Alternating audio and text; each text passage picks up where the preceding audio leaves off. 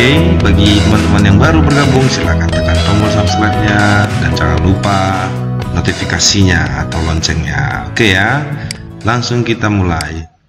Nah, inersia, apakah inersia itu kan seperti itu ya? Inersia itu merupakan distribusi massa terhadap poros suatu benda, oke, atau penjumlahan hasil kali massa tiap partikel dalam suatu benda tegar ya, jelas saya, dengan kuadrat jaraknya dari sumbu. Nah, artinya begini teman-teman, setiap benda itu tersusun dari partikel penyusunnya, kan begitu ya. Jadi artinya massa benda itu merupakan kumpulan dari beberapa partikel ya. Oke. Nah, jadi setiap benda itu akan memiliki inersia yang berbeda ya, jika kan begitu porosnya juga berbeda ya. Jadi benda yang sama, saya ulangi, akan memiliki inersia yang berbeda, oke, jika porosnya berbeda-beda. Nah, itu artinya distribusi massa terhadap poros. Jadi artinya tergantung seberapa banyak massa itu ya, atau kumpulan massa itu terhadap poros, begitu dia. Oke. Nah, jadi dengan matematik, dengan atau secara matematik ini ya, merupakan ya penjumlahan hasil kali massa setiap partikel. Jadi maksudnya akumulasi massa itu ya kan, dalam suatu benda tegar dengan kuadrat jaraknya. Ini secara matematik ya teman-teman ya, ditulislah dalam persamaan matematik. Oke. Nah, jadi kalau bahasa fisiknya ini distribusi massa terhadap poros. Oke. Kita lanjut. Bagaimanakah hubungan antara torsi, torka atau momen gaya itu terhadap momen inersia? Oke. Sebelumnya sudah kita pahami ya, momen gaya itu apa ya. Oke. Kemudian yang sebelumnya materi-materi sebelumnya itu kita bahas tentang bagaimana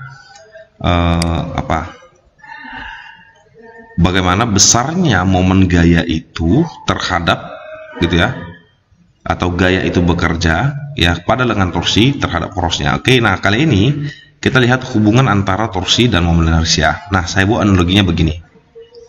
Apabila sebuah benda tegar ya, benda tegar diputar, nah ingat ini diputar ya, terhadap suatu sumbu tetap, maksudnya poros ya, maka resultan gaya putarnya atau torkanya atau torsinya kan gitu ya, resultan. Nah, ini resultannya.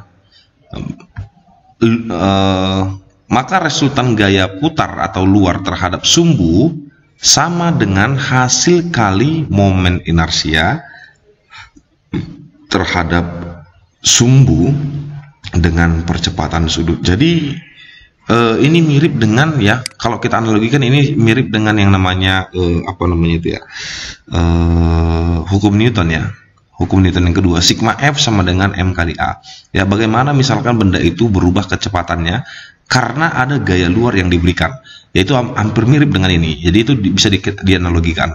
Jadi kalau hukum kedua Newton itu sigma F sama dengan M kali A, F itu gaya. Jadi kalau dia untuk di momen gaya atau inersia, F-nya itu adalah torsinya, gitu, torkanya, begitu ya. Nah, jadi analogi ilustrasi gambarnya seperti ini ya teman-teman. Misalkan ini ada sebuah partikel ya, oke, diberikan gaya sebesar F, ya partikel itu bermassa M ya, diberikan gaya sebesar F. Nah, kemudian partikel ini memiliki jarak terhadap R, terhadap pusat, terhadap poros ya, yang besarnya adalah R. Oke. Nah, jadi dikatakan di situ bahwasanya itu hasil kali dari ya kan gitu ya, hasil kali dari vektor ya, gaya ini, gaya luar itu kan gitu ya, ini. Maka resultan gaya putar luar terhadap sumbu itu sama dengan hasil kali, nah ini momen inersia benda itu terhadap sumbu dengan percepatan sudut. Oke. Nah, jadi ini diberikan gaya sebesar F, lalu di sini ada benda massa bermassa M, partikel ya bermassa M, yang memiliki jarak R terhadap poros atau dari poros. Oke, jadi kalau secara matematik itu bisa ditulis begini, ini torsi sama dengan F kali R, kan gitu kan. Nanti kita akan analisis ini secara matematis sehingga muncul yang nanti namanya ini ya. Momen inersia itu berarti I, inersia ya. Kemudian dengan percepatan sudut itu alfa. Berarti nanti secara matematis ini ditulis dengan begini, torka sama dengan I dikali alfa. Nah, kemudian kita analisa ya. Torsi sama dengan F kali R. Nah, ini ya. Nah, kemudian ini F ini, nah coba kita lihat ya. Ini kan sistem kan bergerak ya, berotasi kan gitu ya. Oke. Nah, jadi kalau benda yang berotasi akan memiliki yang namanya kecepatan sudut, begitu ya. Kalau berubah kecepatan sudutnya nanti akan akan mengalami yang namanya percepatan sudut, gitu ya. Nah, ini torsi F ini kan M kali A gitu ya, M kali A.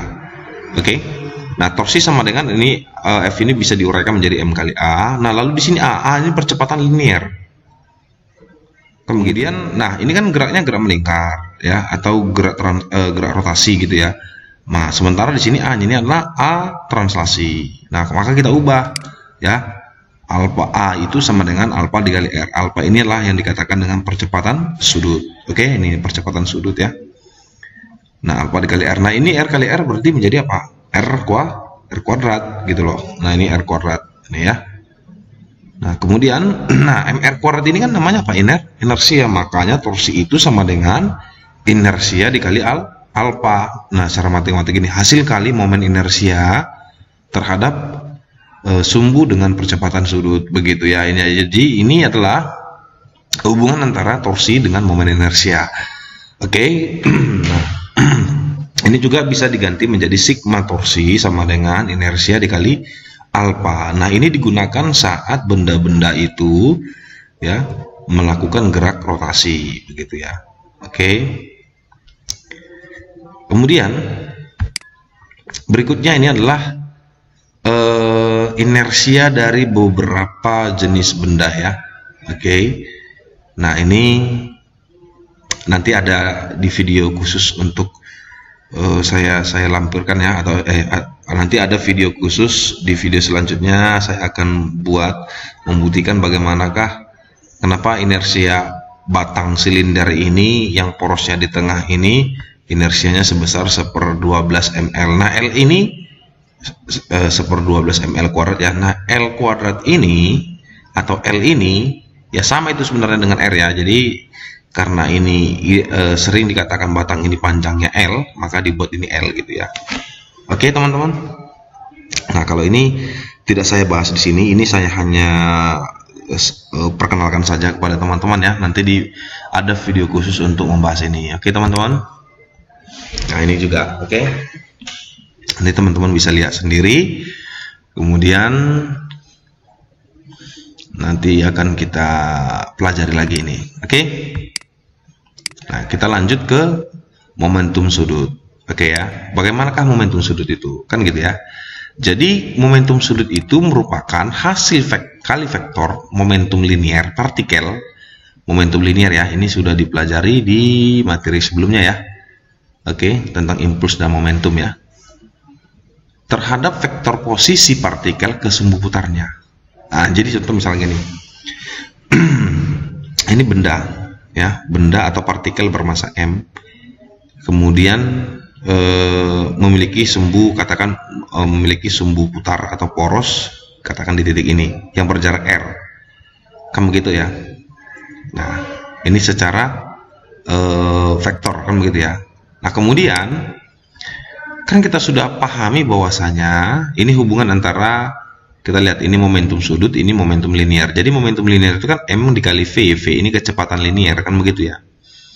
Nah, karena dia geraknya adalah gerak rotasi, maka V ini harus kita ubah menjadi bahagian dari rotasi atau melingkar, gerak melingkar. Ini kan linear ya, gerak lurus ya. Oke. Nah, V ini bisa kita ubah menjadi omega dikali R. Ini kita sudah pelajari ketika belajar di gerak melingkar. Nah, R kali R itu adalah R kuadrat. Kan gitu. Jadi M dikali R kuadrat itu menjadi apa? Inersia. Ini inersia nih. MR kuadrat inilah inersia. Berarti momentum sudut itu adalah inersia dikali omega. Seperti ini teman-teman ya. Oke. Nah, hukum kalau momentum sudut yaitu sama dengan apa namanya? Dengan hukum kekalahan energi itu ya. Kan gitu. momentum sudut sebelum sama dengan momentum sudut sesudah. Jadi persamaannya ini gitu. Jadi kalau secara matematis bisa ditulis menjadi seperti ini. Oke teman-teman, saya kira paham ya. Berikutnya kita masuk ke energi kinetiknya. Nah, di gerak linier kita sudah pelajari energi kinetik itu adalah setengah mv kuadrat. Nah, bagaimanakah ketika misalkan benda itu menggelinding? Jadi teman-teman harus bisa bedakan ya, benda yang bertranslasi, kemudian benda yang berrotasi, dan benda yang menggelinding. Begitu ya. Jadi kalau dia bertranslasi, dia slip begitu. Ya, dia slip. Seperti misalkan kita mendorong meja, ya. Nah, itu adalah translasi. Kalau dia rotasi itu seperti misalkan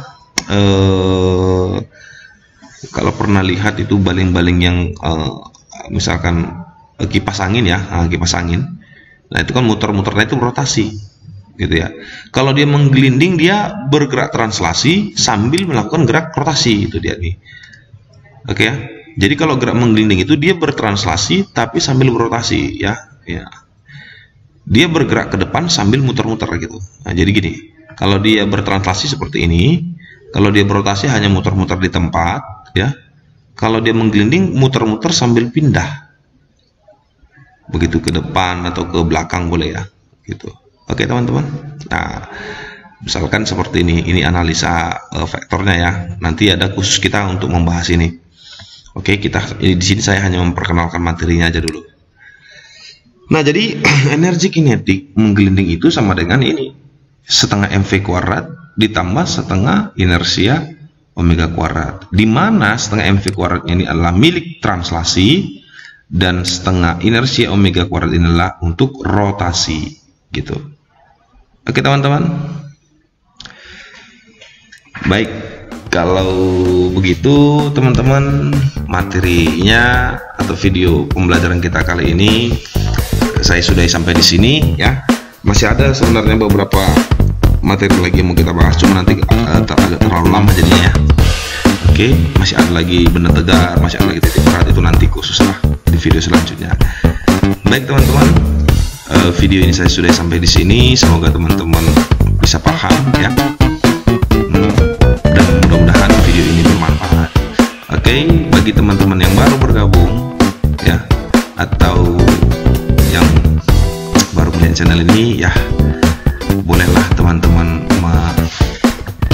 mengarahkan tangannya ke tanda subscribe ini. Oke, akhir kata teman-teman, saya ucapkan terima kasih. Sampai ketemu di video-video selanjutnya. Salam dari saya, semangat berlatih dan terus berlatih. Jangan pernah putus asa. Horas. Terima kasih.